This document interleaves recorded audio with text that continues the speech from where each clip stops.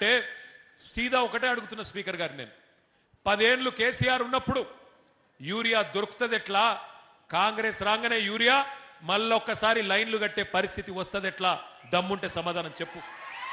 మీకు పరిపాలన చేతనైతే రైతులకు యూరియా ఇచ్చే తెలివి కూడా నీ ముఖ్యమంత్రికి ఎందుకు లేదు నేను అడుగుతా ఉన్నా. ఒక యూరియానే కాదు, కేసీఆర్ ఉన్నప్పుడు కరెంటు చక్కగా వస్తుంది, ఇవాళ కరెంటు చక్కగా రాదు.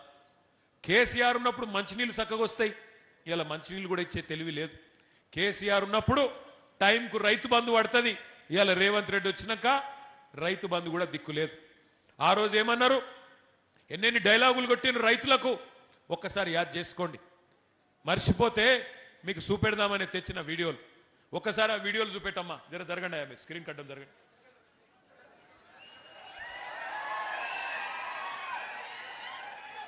సౌండ్ వస్తలేదు. మళ్ళా పెట్టవా, సౌండ్ వస్తలేదు. వాళ్ళ ముఖాలేం చూస్తాం కానీ సౌండ్ పెట్టు.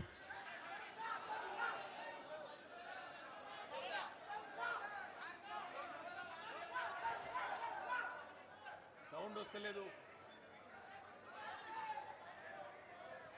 సరే సౌండ్ ఆయన పెడతాడు కానీ మీకు ఒక్క ముచ్చట చెప్పాలి, అది మళ్ళీ పెడతా. సరే కేసీఆర్ అప్పు చేసిండు, మీ స్పీకర్ అన్నది నిజమే అనుకుందాం. ఒక్క నిమిషం. స్పీకర్ గారు చెప్పారు తీసుకుంటే 10,000 ఇప్పుడు మంచిగా చేసినట్టు పెట్టవా, వీడియో పెట్టు. వస్తుంది రైతు బంధు. కాంగ్రెస్ అధికారంలోకి వస్తే 15,000 వస్తాయి. ఎకరానికి 15,000 రూపాయల సంవత్సరానికి ఇచ్చేటట్టుగా ఒక గ్యారంటీని కూడా మనం ప్రకటించాం.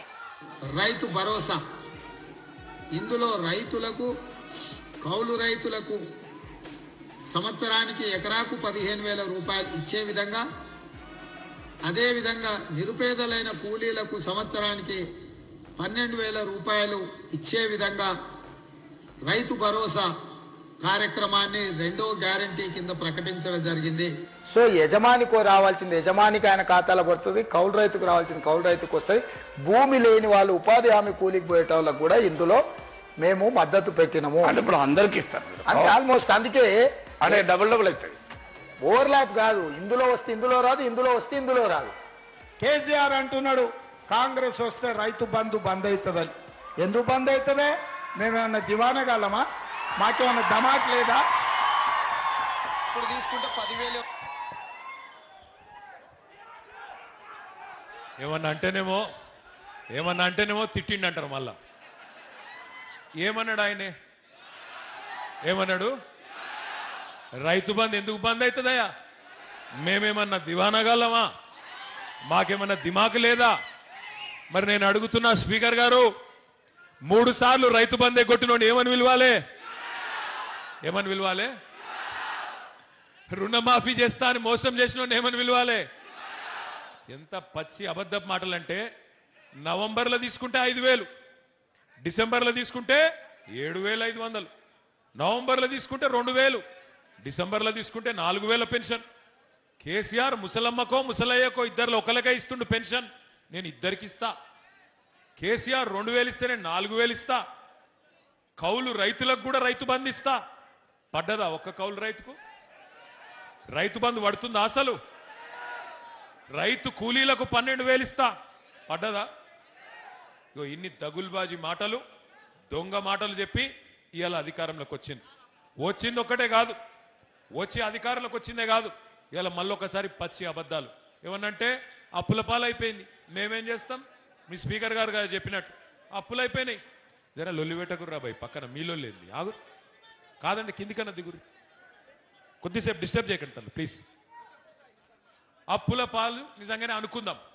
1 నిమిషం ప్రసాద్ అన్న చెప్పింది నిజమే అని 1 నిమిషం అనుకుందాం. మరి సరే, కేసీఆర్ అప్పు చేసిండు. ఏం చేసిండు కేసీఆర్ గారు? అప్పు చేసి ఏం చేసిండు అంటే 200 రూపాయల పెన్షన్ను 2,000 రూపాయలు చేసి 46 లక్షల మంది గరీబోళ్ళకు ఆసరాయిండు కేసీఆర్. అవును, కేసీఆర్ అప్పు చేసిండు.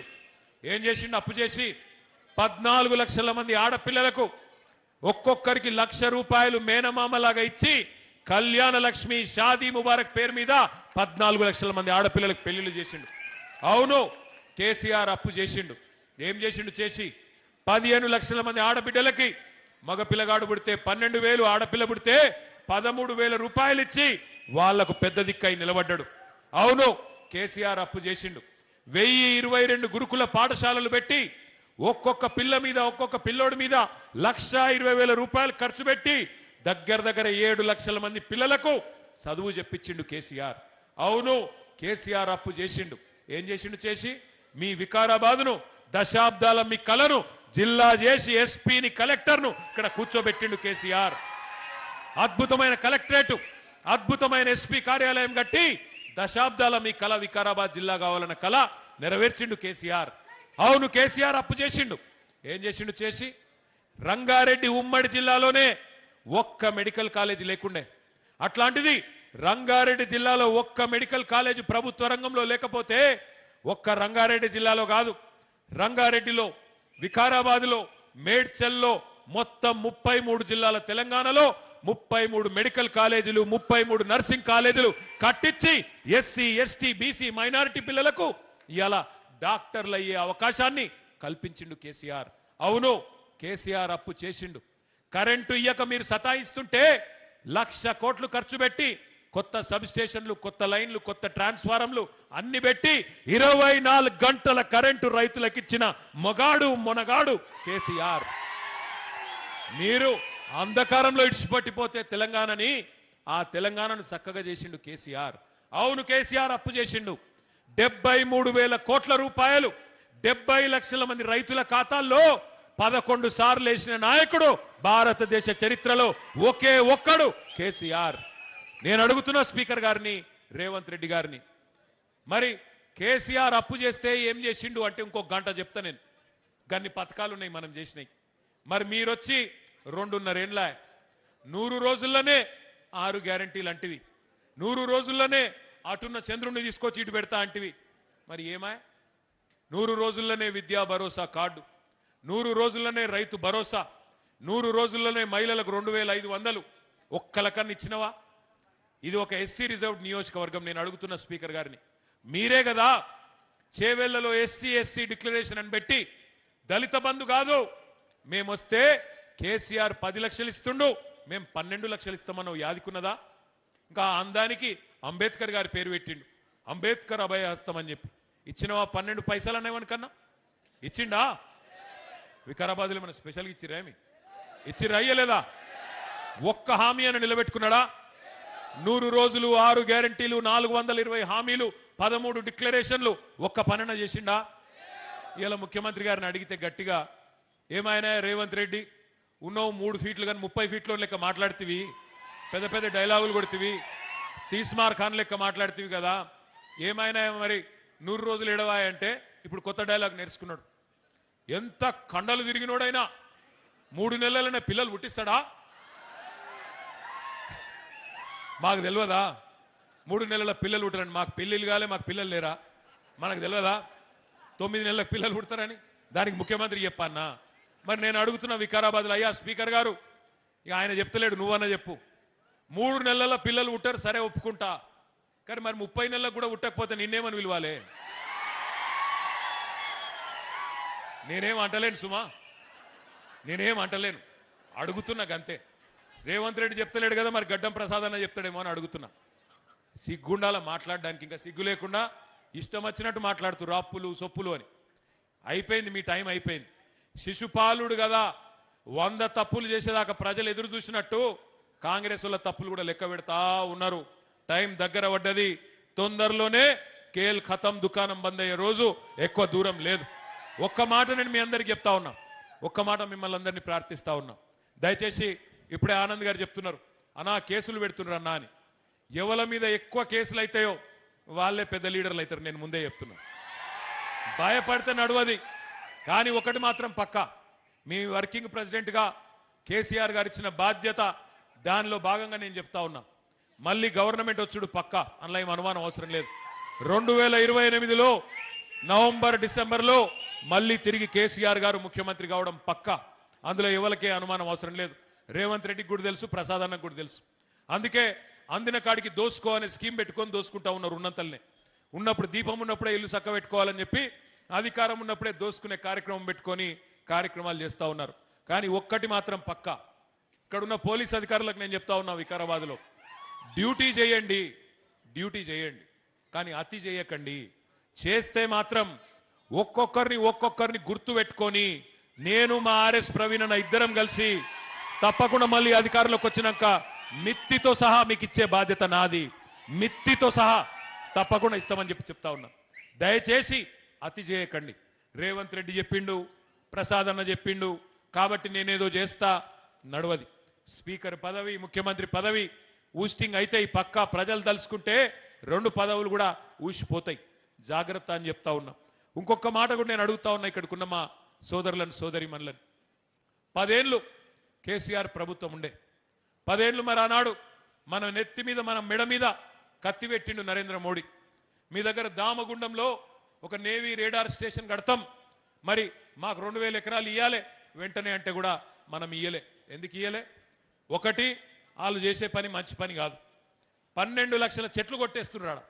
12 లక్షలు. అది ఎక్కడ? మీ వికారాబాద్ అడవులలో.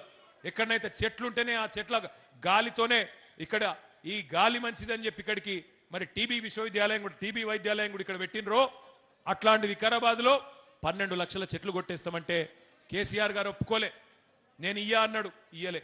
కానీ ఈరోజు దామగుండం రాడార్ కేంద్రం కోసం కేంద్రం ఒక మాట అడగంగానే బడే భాయ్ ఏక్ బాత్ బోల్ దియే తో छोटे भाई मान गए, दे दिए देने के बाद क्या हुआ? अभी ఒక్క మాట అనగానే రేవంత్ రెడ్డికి మోడీ అంటే భయం. ఎందుకు భయం? మీకు ఎరికే. ఏమైనా గట్టిగా అంటే ఆయన తీసుకుపోయి లోపలేస్తాడు, బెయిల్ మీద ఉన్నాడు, బెయిల్ క్యాన్సిల్ అవుతుంది అని భయం ఆయనకు. ఆయన భయం ఆయనది. పుసుకున్న మొత్తం 2000 ఎకరాలు అప్పచెప్పిండు. అప్పచెప్పి 2900 ఎకరాలు అలా లక్షల చెట్లు కొట్టేస్తున్నారు. ఇక్కడి పర్యావరణ ప్రేమికులు, ఇక్కడ ఉండే స్థానిక నాయకులు మరి వాళ్ళంతా కూడా కొట్లాడుతూ ఉన్నారు, చెప్తా ఉన్నారు, అయ్యా ఇది మంచి పని కాదు, భవిష్యత్ తరాలకు నష్టమవుతుందంటే వినిపించుకుంటోడు లేడు. మూసీ ప్రక్షాళన చేస్తాడట, మూసీని బాగు చేస్తా అంటోడు. మూసీ పుట్టిన కాడ, మూసీ జన్మస్థలంలో 12 లక్షల చెట్లు కొట్టేస్తాడు ఎవడన్నా తెలివి ఉన్నోడు? భవిష్యత్ తరాల మీద ఆలోచన ఉన్నోడు చేసే పనైనా ఆలోచించండి. నది పుట్టిన కాడ మూసీని ఇక్కడ సంపేసి కిందికి పోయి సుందరీకరిస్తా అంటే అది కమిషన్ల కోసం మాత్రమే అన్న విషయం మనకు తెలియదా? ఆలోచించండి. ఇంకొక మాట కూడా నేను అంటా ఉన్నా, ఇందులో పాపం ఒక్క కాంగ్రెస్దే కాదు, బీజేపీది కూడా ఉన్నది. బీజేపీ కాంగ్రెస్ ఇద్దరు కలిసి ఇవాళ మూసీకి ఉరివేసే ప్రయత్నం, మీ వికారాబాద్ అడవులకు ఉరేసే ప్రయత్నం చేస్తా ఉన్నారు. తప్పకుండా ఈ విషయం కూడా మీరు ఆలోచించాలని చెప్పి నేను కోరుతా ఉన్నా. ఒకటా రెండా ఎన్ని పనులు చేసిండు కేసీఆర్ గారు మీ వికారాబాద్కి? ఒక కొత్త collectorate, SP office, medical college, Ayush ఆసుపత్రి, గిరిజన భవన్ ఇవన్నీ కట్టుకున్నాం. ఇప్పుడే ఆనందన్న చెప్పినట్టు 93 కోట్ల రూపాయలతో ఆనాడు 2023లోనే నన్నే పిలిచిండు, నేను సబితమ్మ వచ్చినాం, ఇక్కడ ఆరోగ్యకి కూడా శంకుస్థాపన చేసినాం. అట్లాగే మీకు తెలుసు మీ ప్రాంతానికి చేవెళ్ళకు కానీ, పరిగికి కానీ, తాండూరుకు కానీ, వికారాబాద్ కానీ ఈ ప్రాంత రైతాంగానికి నీళ్ళిచ్చేదానికి కోట్పల్లి మండలంలో దాదాపు 12,000 ఎకరాలకు, బంట్వారంలో 6,000 ఎకరాలకు, దరూరులో 22,000 ఎకరాలకు, మరపల్లిలో 30,000 ఎకరాలకు, మోమిన్పేటలో 18,000 ఎకరాలకు, వికారాబాద్ మండలంలో సుమారు 10,000 ఎకరాలకు మరి నీళ్ళిచ్చే అద్భుతమైన ప్రాజెక్టు పాలమూరు రంగారెడ్డి ఎత్తిపోతల పథకం. దాన్ని మనం కడుతుంటే దాని ఖిలాఫ్ కేసులేసిందే కాంగ్రెస్ వాళ్ళు. ఇదే రేవంత్ రెడ్డి, ఇదే కాంగ్రెస్ పార్టీ కేసులేసి ఆపే ప్రయత్నం చేసింది. అయినా 90% పూర్తి చేసినాం. 30,000 కోట్ల ప్రాజెక్టులో 27,000 కోట్ల పని పూర్తి చేసినాం. పూర్తి చేసి మరొక పంపు కూడా చాలు చేసినాం. రేవంత్ రెడ్డి గారి ప్రభుత్వం చేయాల్సిందల్లా ఒకటే, రిజర్వాయర్లు మనమే కట్టినాం. ఉద్దండాపూర్ రిజర్వాయర్ ఎక్కడి నుంచి అయితే మీకు నీళ్లు రావాలో ఆ రిజర్వాయర్ కూడా పూర్తయింది. నార్లాపూర్, వట్టెం, కరివెన, అట్లాగే ఉద్దండాపూర్